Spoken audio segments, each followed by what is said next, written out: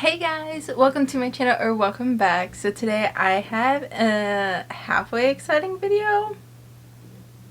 Exciting, but I'm definitely nervous to do it. Okay, let's get started. So I got this giant box. And I ordered everything from wetandwild.com. So I ordered from wetandwildbeauty.com on October 12th and I got it today and it is the 19th. So not bad, especially since there was a weekend in between there. Oh my gosh, this is on that. Hold on. Oh.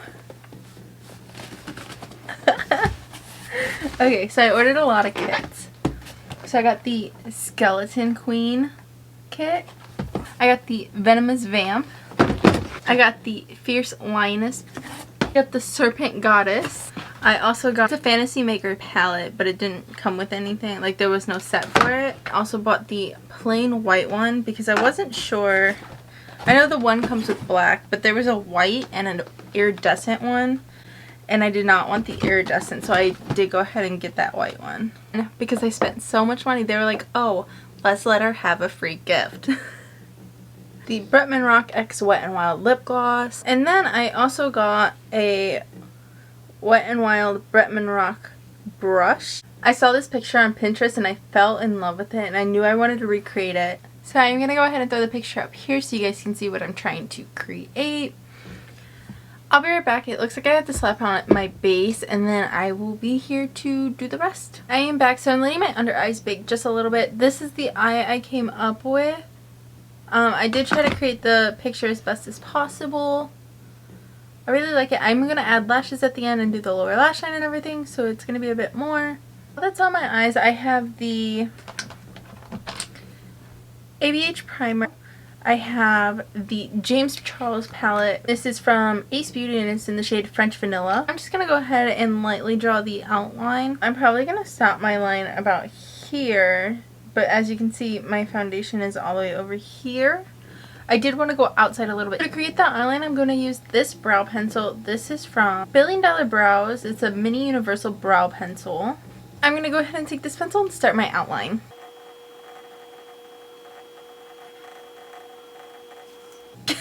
I just look like I have a freaking piece of hair there.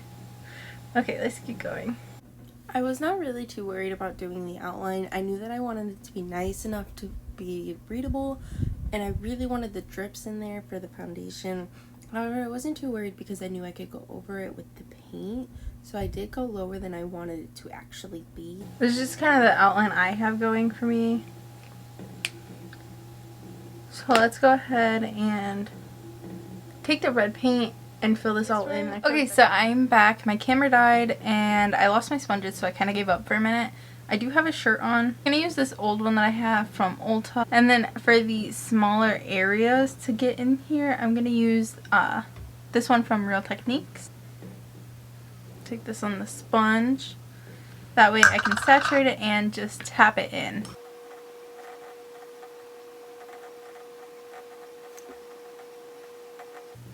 Did she glue down her eyebrows? Because I did not. Okay. I'll do this half of my face and down, and then I'm going to glue down that eyebrow so it can dry. Okay, well that's dry. I'm going to go ahead and do the bottom part of the red. So I'm just going to take the bottom of the sponge to help fill in the bigger parts of my face a lot faster than using the small one. I'm going to have my ears covered, so I'm not really going to stress about the inside of them being normal. I'm just taking the sponge to really saturate that color and make it really nice and pigmented. I'm just going to take the makeup wipe.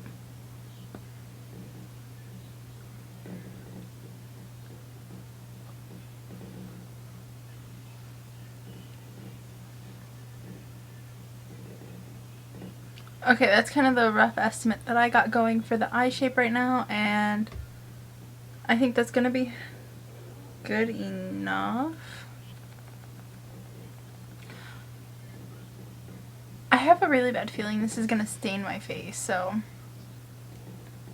working 2 jobs tomorrow will be fun. So luckily it didn't stain my face, however it did stain my neck and body, but that's only because I didn't prime and moisturize my neck and body before I started.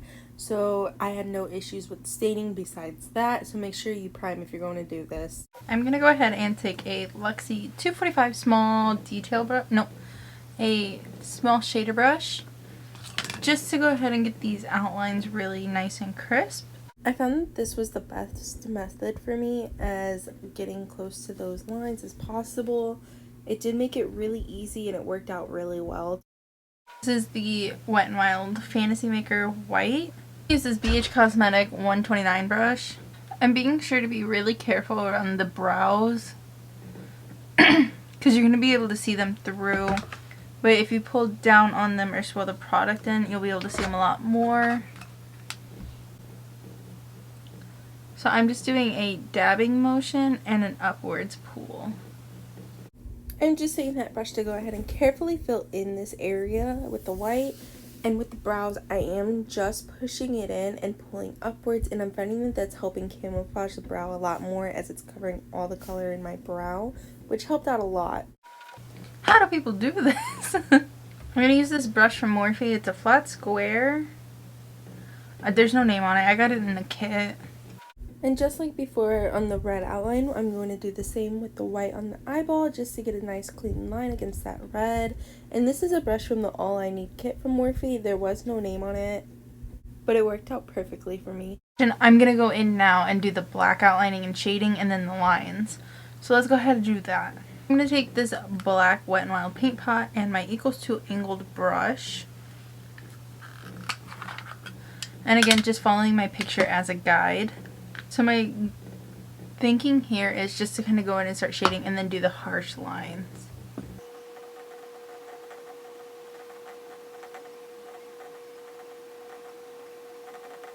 So I'm just kind of taking it, stippling it, and then pulling it. So my original plan here was to go in and do the whole outline. I ended up not liking it down on the side and the jaw with the shading, so I did go ahead and wipe that off. However, the rest stayed, and I just took the red where it wasn't blended well, and I went over that and helped blend it together by putting the red back over that black, and that helped a lot. So if you're doing this, I recommend doing that to help blend it because it did give it that even fade that it really needed to be able to complete this look. That little small shader brush that we used to outline our red, I'm actually going to wipe this off and use it for the black so I can really get in those lines again. And then I am just going to take this brush, go into the black, and do the same thing. This one's a little bit thick, but luckily this side gets shaded a little bit like the forehead did.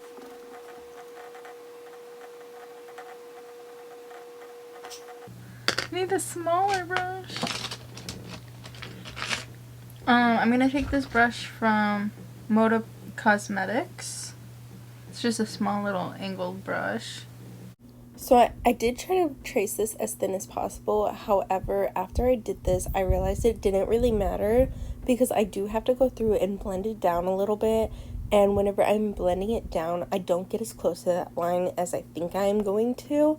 So it does leave that nice thin black sharp line that it needs to be able to create the outline. So just keep that in mind if you're going to recreate this. I'm going to go ahead and do some blending over here, and I'll be right back. And to blend this, I am simply just taking that little brush and pulling at the line just to help fade it out. And I'm pulling directly from the line so that way I don't get an abundance of product from if I were to dip my brush in the pot. And I found that this was the easiest way without oversaturating everything.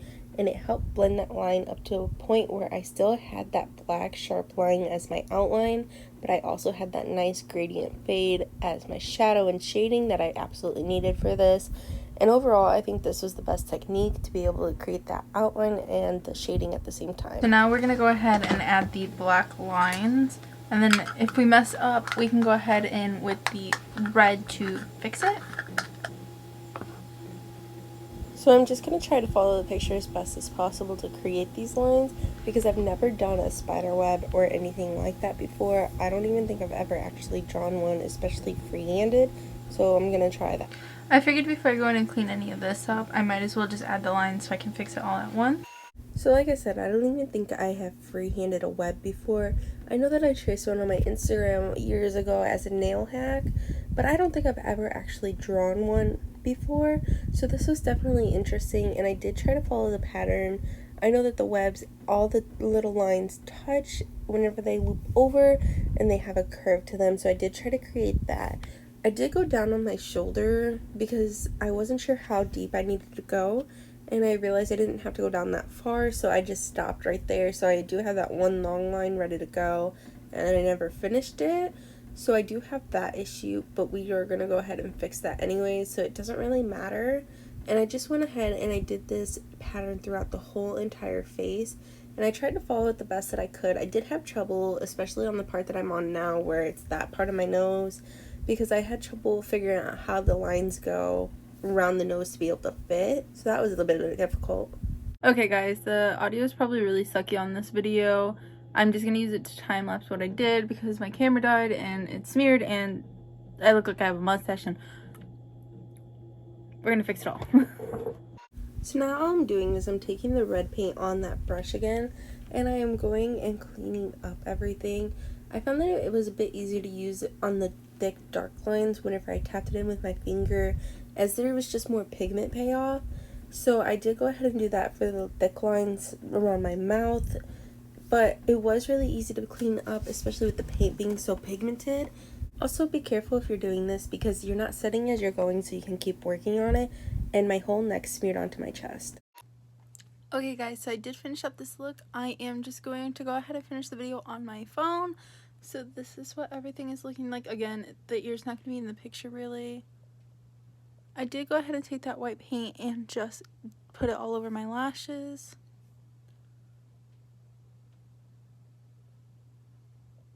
Overall, for never ever doing anything like this, I am so proud and I really love it. I hope you guys do as well. If you did, go ahead and leave a like, subscribe, and comment down below, and I'll see you in the next one. Bye!